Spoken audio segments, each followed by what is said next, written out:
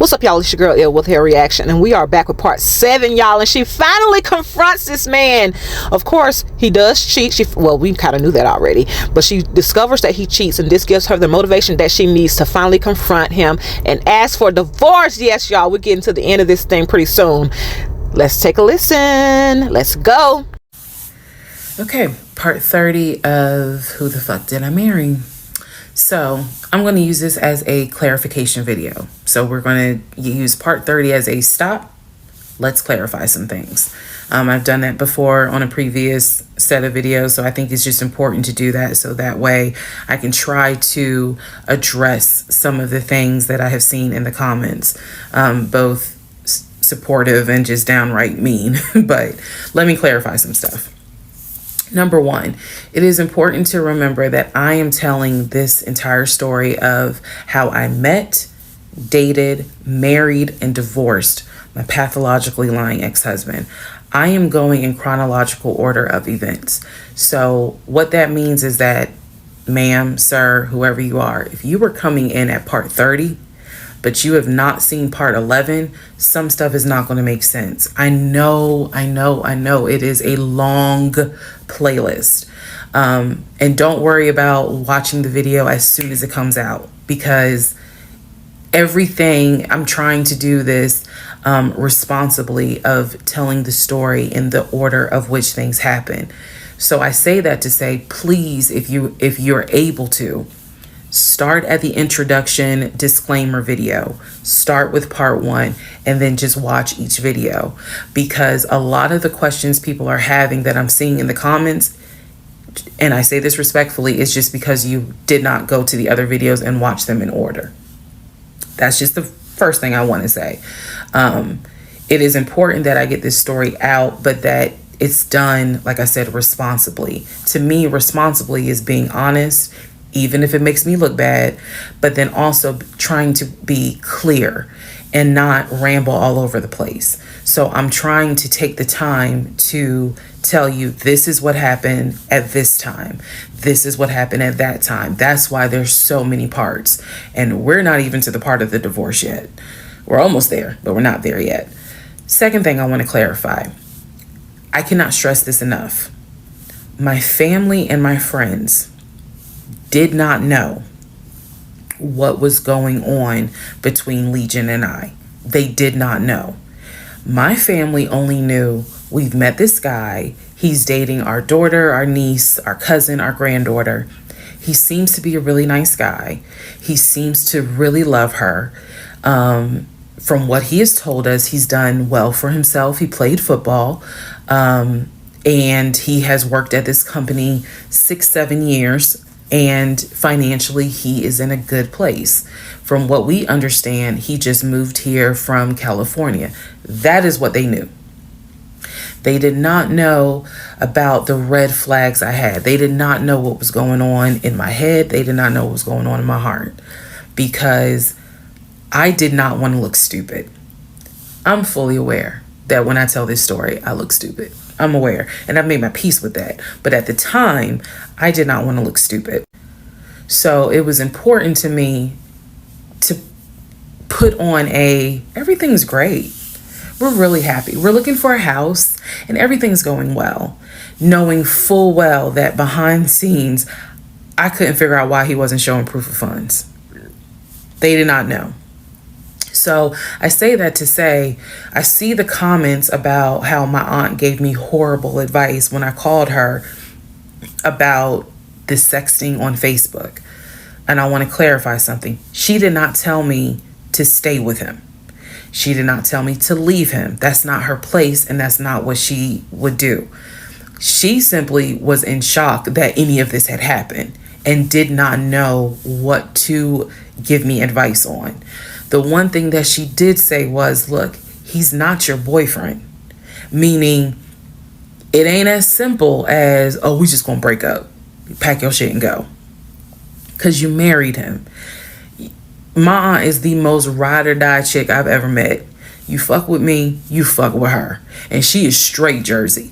So I love her for it. But I needed to, it's not fair for me to leave it out there as if, oh, she just was like, girl, I mean, go home and deal with it. No, never in a million years. So I want to clarify that. I also want to clarify about my mom. So my mom lived in Arkansas, and when she came to visit in April, we were already married. This is her first time physically meeting Legion. My mom will tell you she had no idea anything was amiss, but there was something that nagged her a little bit. She didn't know what it was, and my mom is the type where she's going to get on her knees in prayer. That's who she is. So for her, it was like, I don't know what it is. He seems like a nice guy.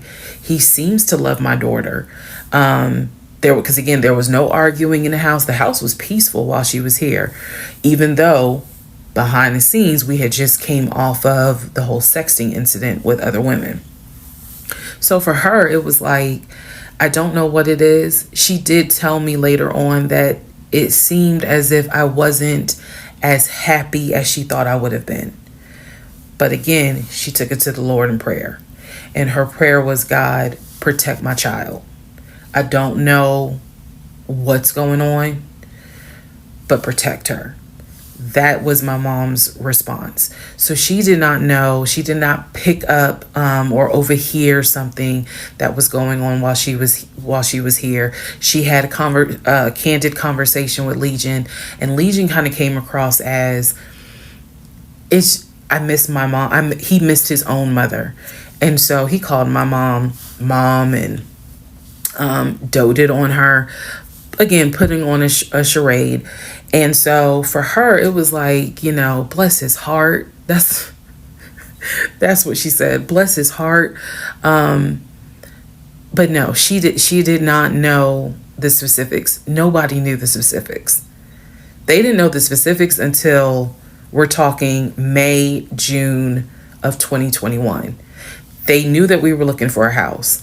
They knew that the house fell through. They did not know about the proof of funds. They did not know that he wouldn't show me the savings account, the offshore account. So I just want to say that because to me, it would be irresponsible to not clarify what family and friends knew. Because these people have always been supportive of me, always had my back. I just simply did not share with them the things that I felt like were red flags, because again, my mindset at the time was, I want to be married, and what if he isn't lying? And I was making excuses for him to myself, so I definitely would have made excuses to family.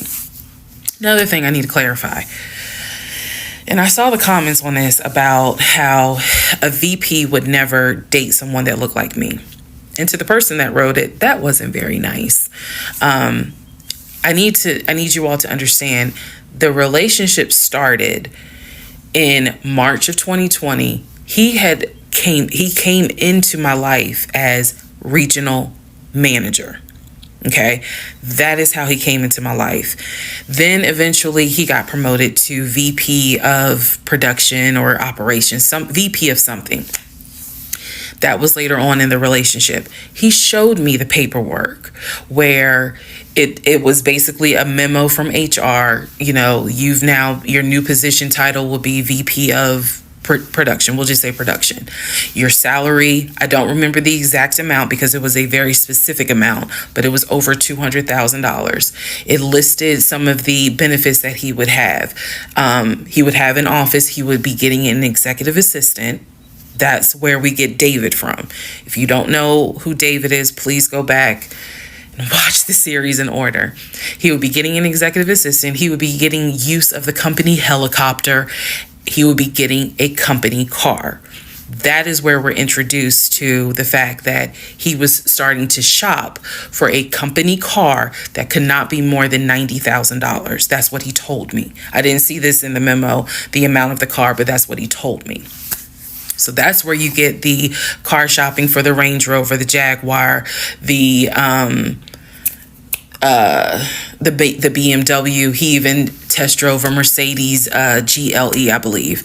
So I'm just trying to, again, bring some clarity to this so that way we all can understand what's going on, and hopefully this just makes a lot more sense for everyone. All right, part 31, who the fuck did I marry? So I found his mother's obituary online. It then told me, it listed it listed his brother in Philly and his wife. It listed Legion, and then it said his wife. I took the name from the obituary and I did a Metro Atlanta court search with that name. I found a divorce record. I found a divorce record with Legion and the same woman's name that was in the obituary. In that divorce record, it looks like he's the one that filed for divorce. This would have been around 2016. This was after the mother's death. He filed for divorce. She was the respondent. I think that's the correct terminology.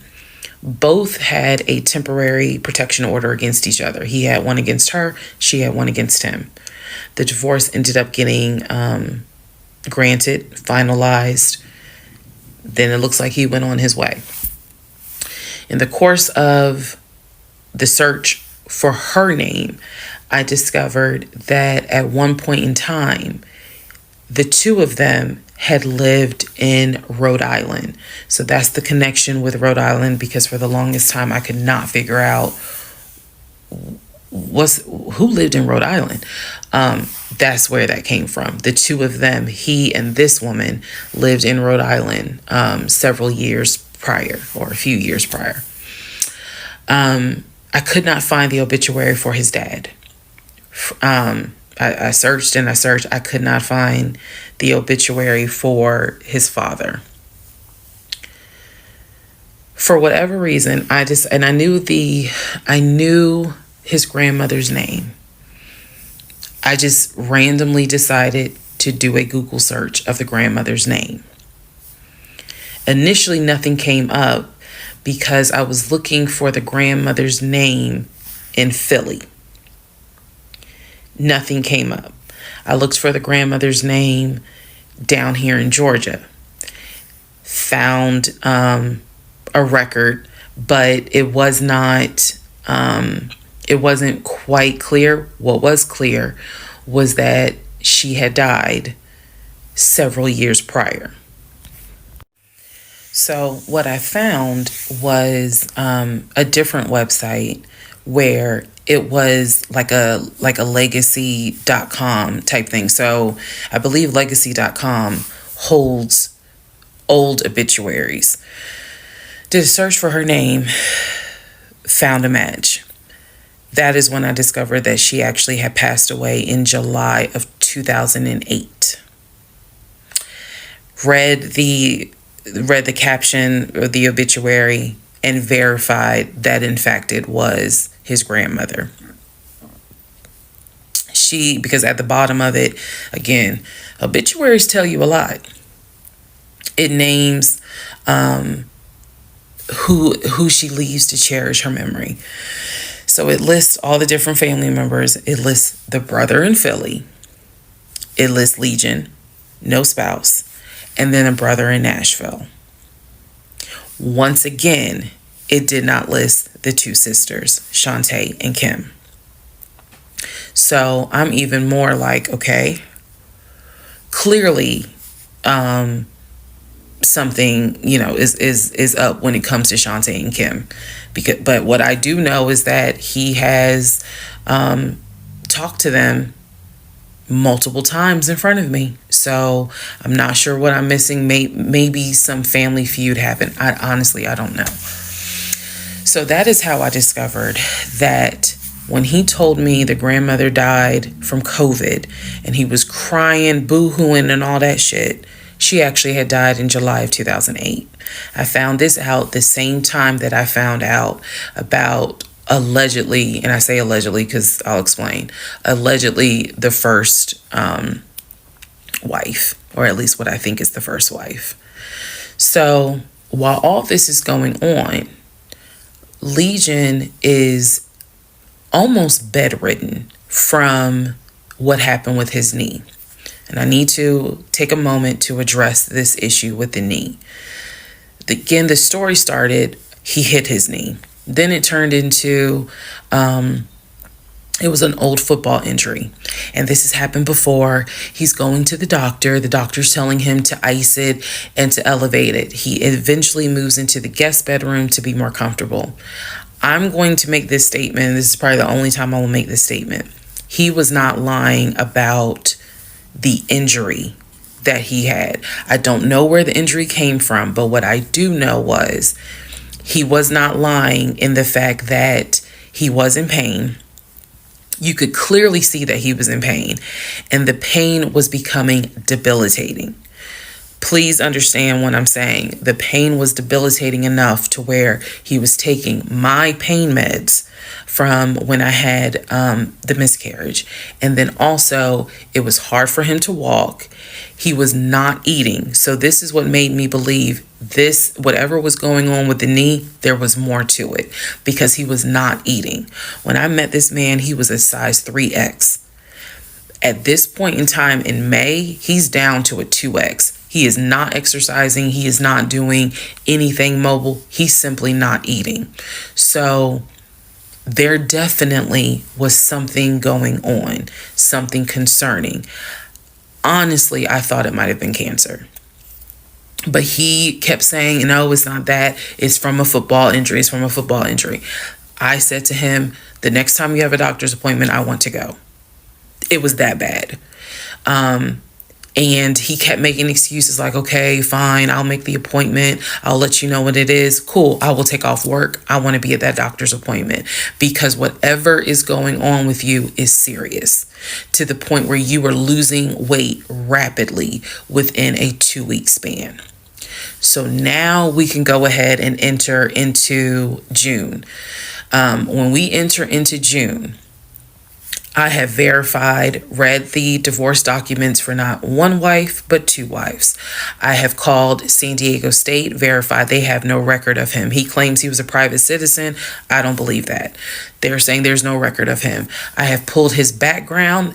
It is showing that you've lived in Pennsylvania, Rhode Island, and Georgia. When I look at the addresses, it is tied to at least 2 women, both of whom I'm showing divorce records on file that you had. I've also verified that your grandmother actually died in 2008 and not in 2020 from COVID. I know all of this as I'm going into June. His birthday is June 17th. So all I've been doing is just trying to figure out what is it I'm going to do. I spoke to the pastor and his wife. I believe it was actually the pastor I spoke to because I knew the pastor previously before he did our marriage counseling. And I told him what I found. Mind blown. Mind blown. Had no idea. He knew something was up. He knew that Legion was not really trying to make this marriage work. He had no idea all this was going on. So he asked me, are you wanting to stay or do you want to end the marriage? I said, oh, absolutely, I'm ending it. Oh, hell yeah, I'm ending it. I have to. I have to end it. I have no idea who that man is in my guest bedroom. Not to mention, on top of all of this, he had lied about the death of the ex-wife's daughter. Part 32. Part 32. Who the fuck did I marry? All right. So we're now in June. By this point in June, I have been offered the new job, accepted it, put in my 2-week notice at my previous job, and was going to be starting the new job later on in the month. So when he laughed where I told him I wanted to get a new job, that laughter fueled me to get a new job. So here's what happened the beginning of June. At this point, he's completely bedridden. When I say completely bedridden, what I mean is, I'm trying to clarify this so it makes sense. From what I see, he is going to work, but he's calling out a lot more. Okay. So he had already left the condiment company and was working for Apple. So he's calling out quite a bit because the pain is pretty bad. So he's hardly eating at this point, hardly. For example, if I were to say, oh, I ordered a 10-piece wings, he's eating 2. And that's it. That's all I would see him eat. Well, I was going to work and coming home. The house was in the exact same place that it was when I left. Nothing in the kitchen had been moved. Nothing in the refrigerator had been moved, which led me to believe that he had not left the bed from the time I left to go to work until the time I came home. At this point in time, he's drinking Powerades like it's water. I mean, I'm buying cases of Powerades. And that seemed to be the only thing that he was taking in. So if he was a 3X when I met him, he's probably at a 1X, maybe a 2X, depending on the clothes. He's lost a lot of weight because he's not eating. So that's the reason why I say he wasn't faking whatever was going on. I think the issue with his knee was a symptom. That was not some football injury. That was not, I hit it at work. It wasn't that. Something else was going on. I had kept asking him to, let me know when you have a doctor's appointment. I'm going to go with you.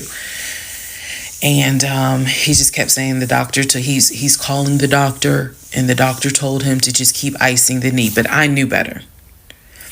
What was happening was I didn't care because of all the stuff I was finding out. So beginning of June, he is in the bed, sleep, and I get his phone. I ain't gonna lie. I got his phone. He had a work phone and he had a personal phone. It was the work phone that he had from the condiment company that apparently was never turned in. Follow me. It'll all come out. So he still had the work phone. It was deactivated. But he did not wipe the phone, if y'all know what I mean. Take all the data off. He did not do that. So I look through the phone and I see this would have been text messages. Text messages between him and a woman named Peaches. I go back to the beginning of the text messages. This is on the work phone. This is the beginning of June of 2021. I go back to the text messages the beginning of the text messages between him and Peaches. Yes, that was her name, Peaches. I'm reading the thread because he's knocked out sleep. So I'm in the bathroom with the door locked, reading the thread. And what I can tell is that he met Peaches on POF. If you don't know what POF is, it is Plenty of Fish, a dating website.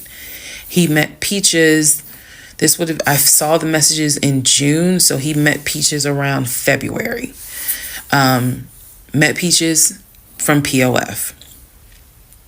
And apparently Peaches was, there's no nice way to say it. Apparently Peaches was a prostitute. So the reason why I say that is because in the text messages, she's listing the prices. So he asked for a hand job. This is in the text messages. She told him it would be like $40. He asked how much would it be for oral. She said it would be $60, because it was $60 and $80. One was the price with a condom, one was the price without one. So no messages after that. She sent a picture, he sent a picture. No messages after that. So in other words, these messages were not back to back every single day. There's breaks in between the messages. So like a message was in March, the next message is in April. A message in April, next message is like 2 weeks later. So he's asking her the prices. Next message I see would have been from a few weeks prior to the date of this. So this was the beginning of June. The message is from sometime beginning of May, where he is thanking her and says to her, you know, thank you so much. That was really great. I hope I can see you again. Then there's messages where she said, hey, basically she was at a new spot. She must have moved. So he said, okay, I'm gonna come through. I'm gonna come see you. He's asking her to confirm the address. He was like, is it the house with the brown trash can with a white car in the front? She says yes. So I'm thinking he was actually in front of the house when he's texting these messages. Then again, he does whatever he does, and he sends her a message a few hours later saying, thank you. That was great. I'm reading all this. And I will tell you guys something that you may or may not understand. Some women may or may not understand it. The cheating didn't even faze me. Didn't even faze me. I didn't cry. I did not feel like, what did I do wrong? I was relieved. The reason why I was relieved is because up until this point, I kind of struggled a little bit on whether or not, God, you know, I know, Lord, you hate divorce, but I can't stay with a guy that lies. So when I saw the cheating stuff, I was like, oh shoot, thank you, Jesus. Okay. Cause I know my Father in heaven is going to forgive the fact that I'm going to divorce him for infidelity. Go ahead. It's fine. Jesus will forgive me. So I was relieved, to be honest with you. Like, oh, okay. I got grounds now, bitch. That's how I felt. So saw the messages, forwarded the messages to my phone. Or excuse me, I had to take my phone because the phone was deactivated. So I kind of had to do a little ghetto. Hold the phone up, take my phone, and take pictures of what I see on the phone, so that I would have proof on my phone. Then I put the phone back and continued on. Now in the next part is the day that he gets kicked out. And I will tell y'all what happened. Part 33, who the fuck did I marry? June 17th, 2021. So, you guys have been on this ride. You now know exactly what information I did have. The morning of June 17th, which was his birthday, he was in the bed as usual. Powerade bottles all over the place because I wasn't in the mood to clean. And so I went in his room. He was awake. He was watching YouTube on his cell phone.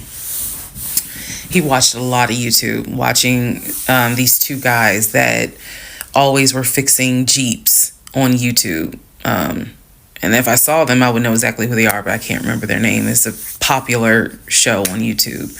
Anyway, so I go in there and I just calmly sit on the edge of the bed, and I was like, can we talk? And he was like, yeah, what's up? I said to him, I said, Legion. Obviously, I called him his name. Legion. I said, I'm going to ask you something. I just want you to be honest with me. So he starts, I can already see in his eyes, he's about to get defensive. And I was like, calm. Because this is the tone I had. Calm. I said, you never went to San Diego State, did you? He rolls his eyes and he's like, I said, calm down. Watch your tone. I said, you never went to San Diego State. I said, you never lived in California, did you? And he said, of course I lived in California. He's like, I fucking showed you the house I had in California. He said, and I told you about San Diego State. I was a private citizen. My dad paid for me to be a private citizen. And I said, okay. I said, I called San Diego State. And he looked at me. His eyes were like empty. Like, he wasn't shocked. He wasn't like, oh my God. He was just more like, okay. I said, they have no record of you. I said, they have no record because you never went. You never been to California. So at this point, I'm very calm. And I'm just stating, I said, you never been to California. I said, I bet you've only lived in Georgia, Pennsylvania, and Rhode Island. At this point, now there's a little emotion behind the eyes. And I said, I don't think that this is going to work. And he said, what, the marriage? He was like, so what you saying? You don't want to be married to me anymore? And I said, I don't want to be married to you anymore. I said, we need to go our separate ways. We tried, but we need to go our separate ways. The way that I am talking to you all is exactly how I was talking to him. And so he was like, that's not what marriage is. Marriage is, you have to fight for what you want. I said, I don't want this. And I don't want to fight for it. I said, I don't want you, and I don't want this. And so he was like, I'm not giving up on the two of us. I said, you don't have a choice. I said, I think that you should call your brother or your sister now. And I think that you need to pack a bag. And I think you need to get the fuck out my house. And he was like, I don't really have time for this. I don't feel well. I said, I don't care. You need to get out of my house. Again, the way I know y'all are going to be like, she's so dramatic. And I am actually a very dramatic person. But the way that I'm talking to you guys on this video is exactly how I was talking to him in the beginning of how this started. So I said, you need to call your brother, or call your sister, because she's in Douglasville, and you need to go stay there. You need to get out this house today. Basically what happened was, at first, he refused. He wasn't moving fast enough for me. And so he called his aunt. And his aunt was on speakerphone. Let me preface that. She was on speakerphone. And so she was like, what's going on? And he was like, my wife don't want me no more.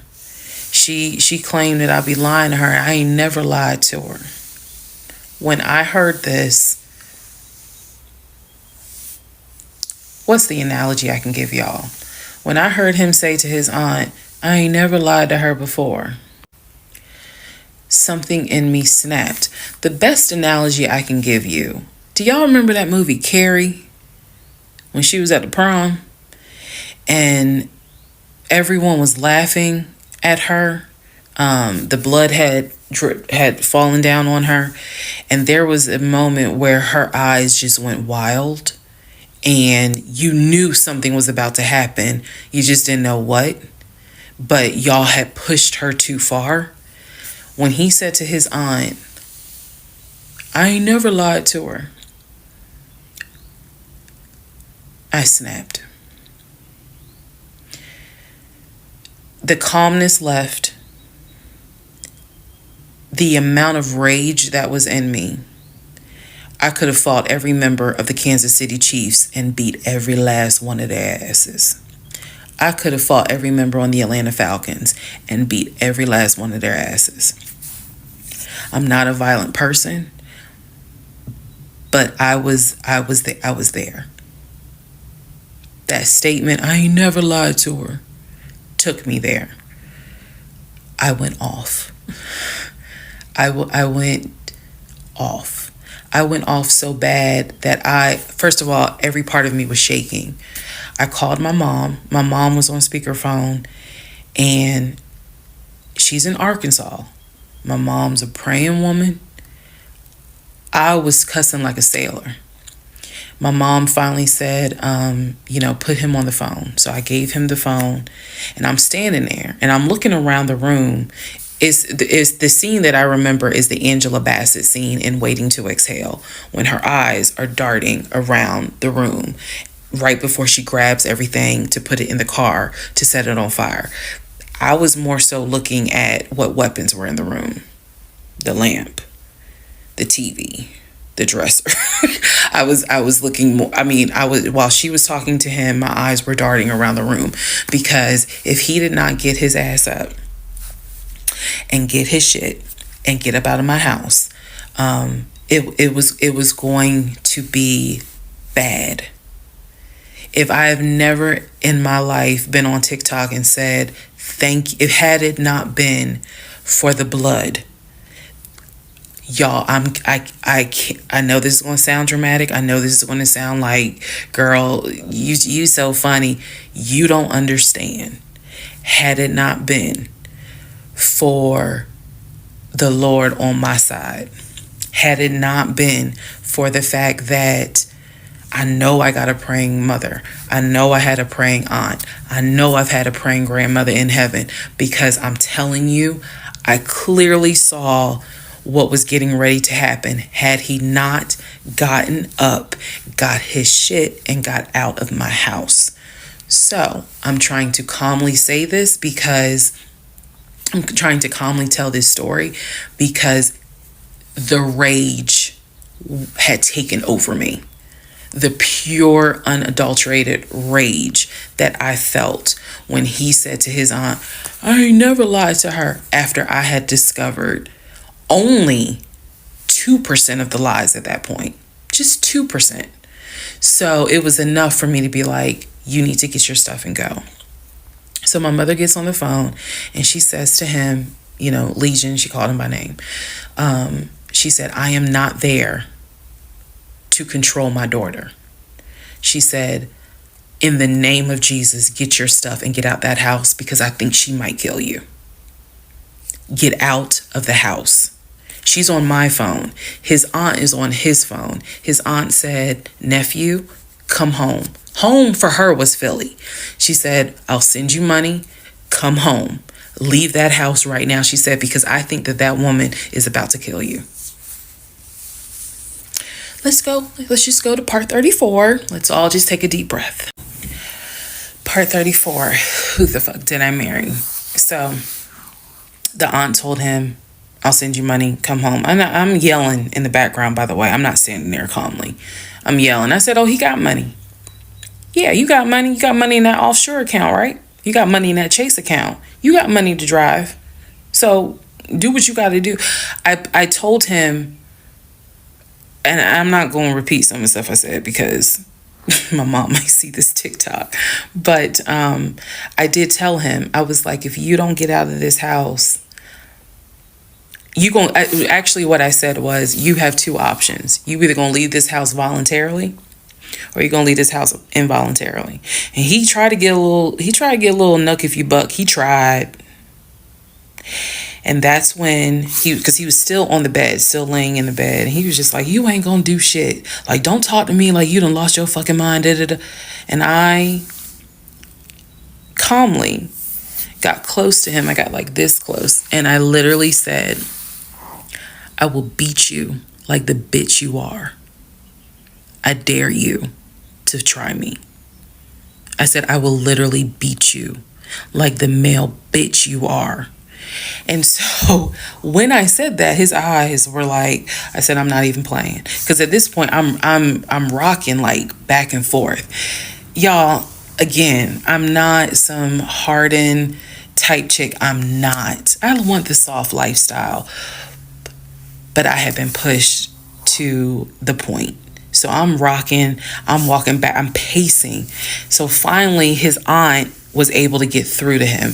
I had called my aunt, my mother, my aunt. I had called the pastor.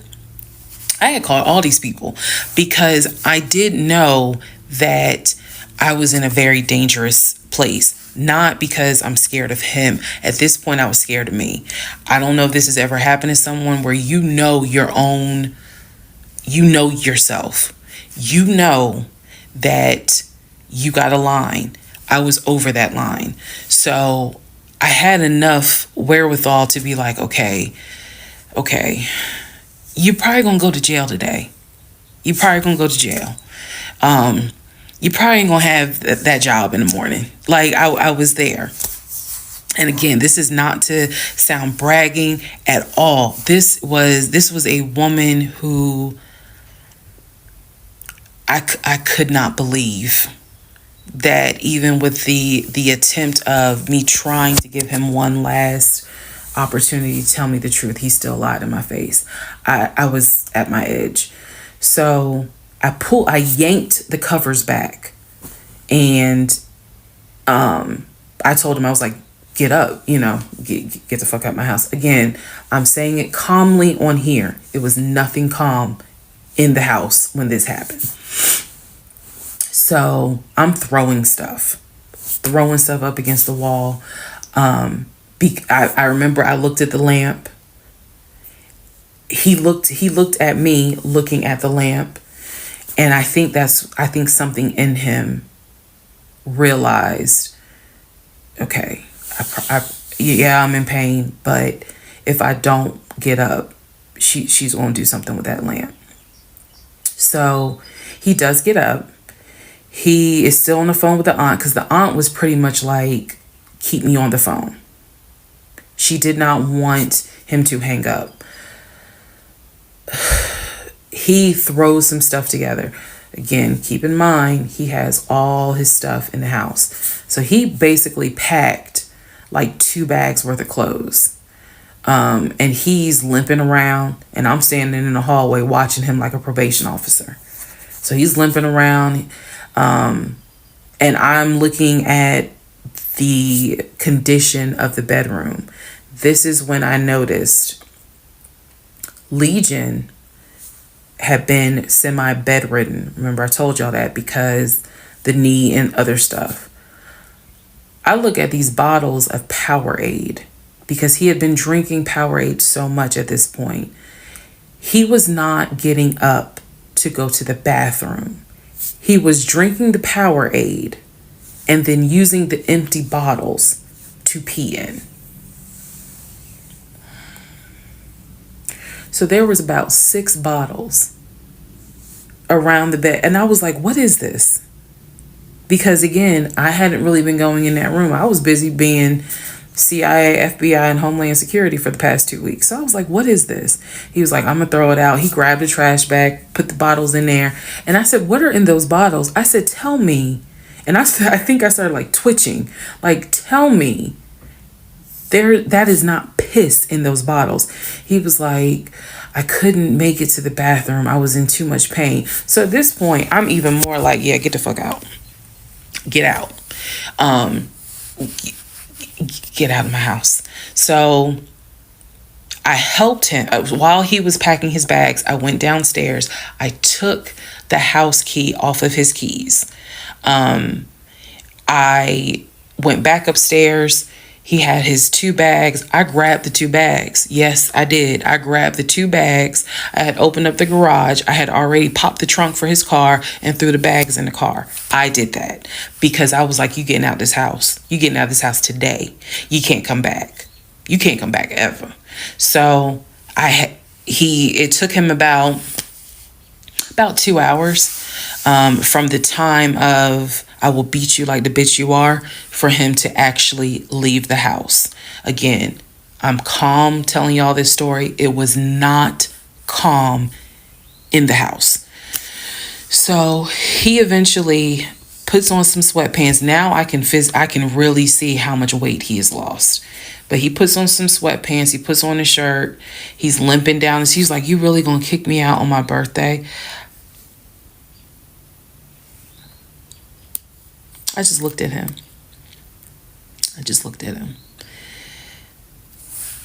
Opened the door. He went through the garage, got into his car, called, his aunt was still on the phone, and she was like, I'm going to send you some money.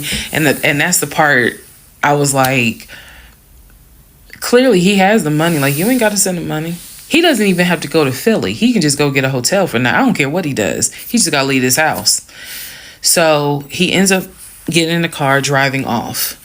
My mom calls and she's just like, is he still there? I said no. I had not told her what all he had lied about. Even in the midst of me being angry and me going off, I never told him that I spoke to the ex-wife. I never told him I knew he was lying about the stepdaughter, because then he would have asked how, what makes you say that? So I did keep my word. I never told him I spoke to her. So he eventually left. I text a friend of mine. I text my landlord. I said, I have an emergency. I need to know if it is okay to get the locks changed. Landlord was like, that's fine. My landlord was super cool. Shout out to Mr. Patel.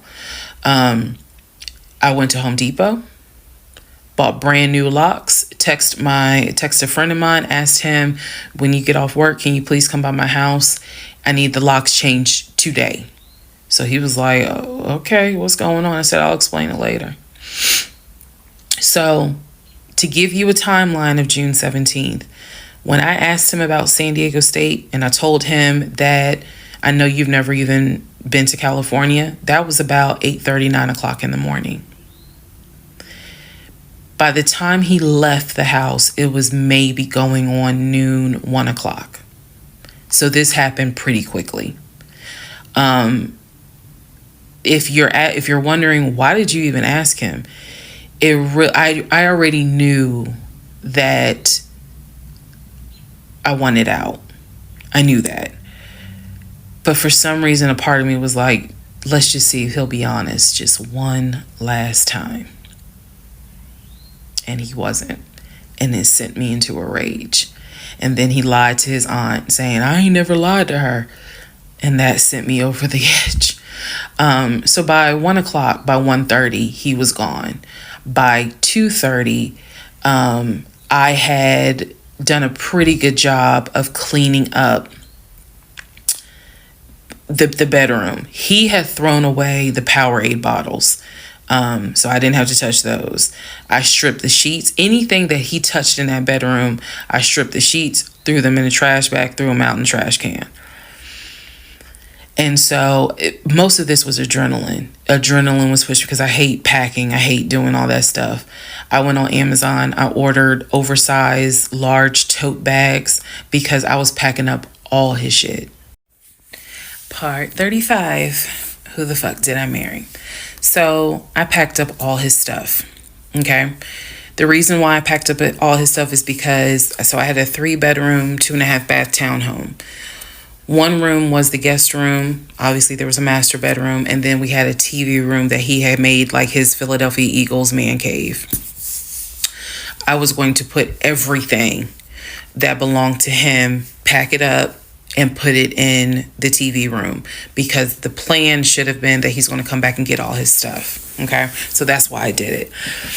And honestly, it just felt good to pack up his stuff and go through it freely, because when he packed in a hurry, he left obviously really important things. He left all his Invicta watches. He left all his WWE championship belts.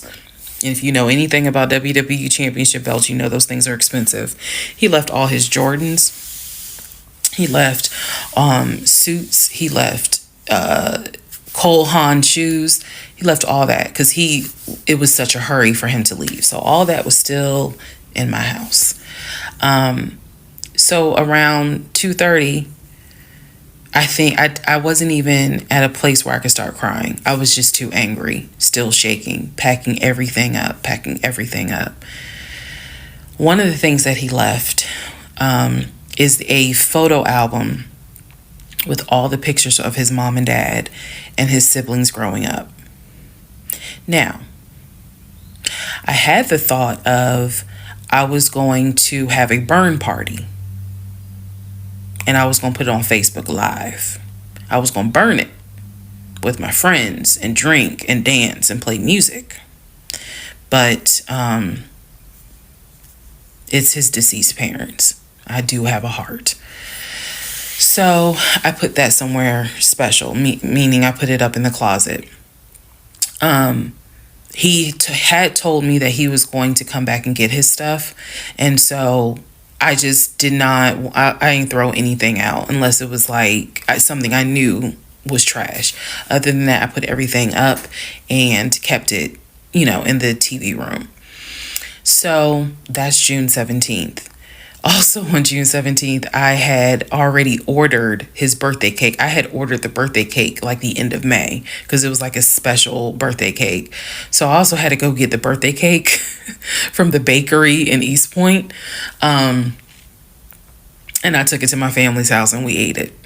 Yes, I had left the house, went to my family's house, filled them in, my aunt, my little cousin, and my grandfather, because my mom was in Arkansas. So went over to their house, filled them in on what was going on. They could not believe it. Although my grandfather then told me, he said, he ain't look like he was a football player. He was like, I didn't want to say nothing, but he ain't look like he was a football player. Gotta love grandparents. So we ate his birthday cake. Went back home. The friend that I had called came, changed all the locks, I changed the security codes. Effectively, he would not have been able to get in that house. So that is what happened on June 17th. So now we can fast forward. He would text me and he would call me that he got to Philly. Apparently he left Georgia and immediately went to Philly. So he immediately went to Philly, and he did text me and said that he made it to Philly and he was staying at his aunt's house. I know that this is a short part. That's okay, because what we're doing now is I went through how we met. I went through how we dated. I went through how we got married. Now I'm taking you all to June 17th. The week after June 17th, he's in Philly. He still would call me. He still would text me.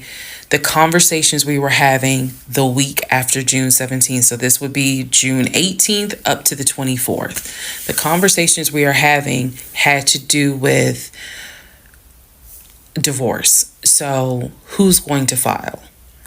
And he was like, well, I don't want a divorce, so I'm going to fight you on it. Are you? Really? Are you going to fight me on the divorce? I didn't know anything about filing for a divorce.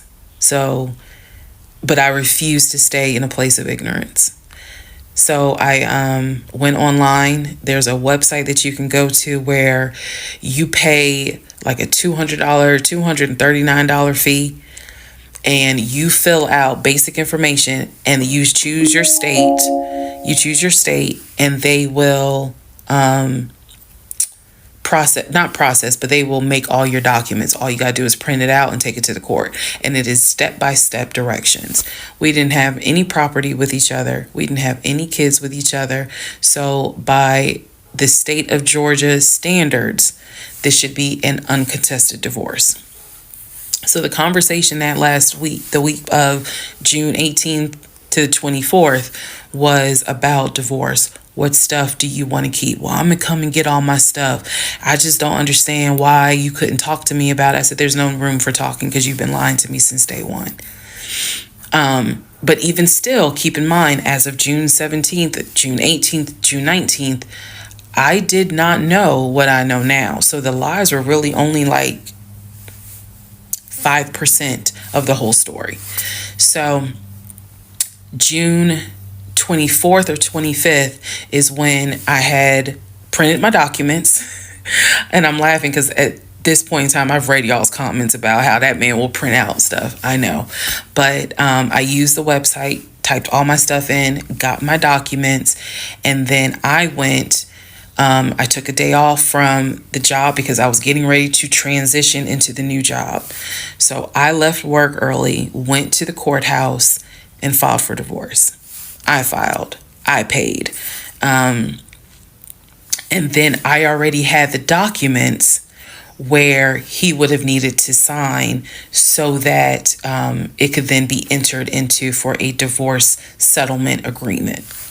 So going into part 36 or 35, I know there's so many parts. Going into the next part is where I can tell you guys what happened with him, because he drove to Philly and he was in Philly for about a week, maybe 3 to 4 days.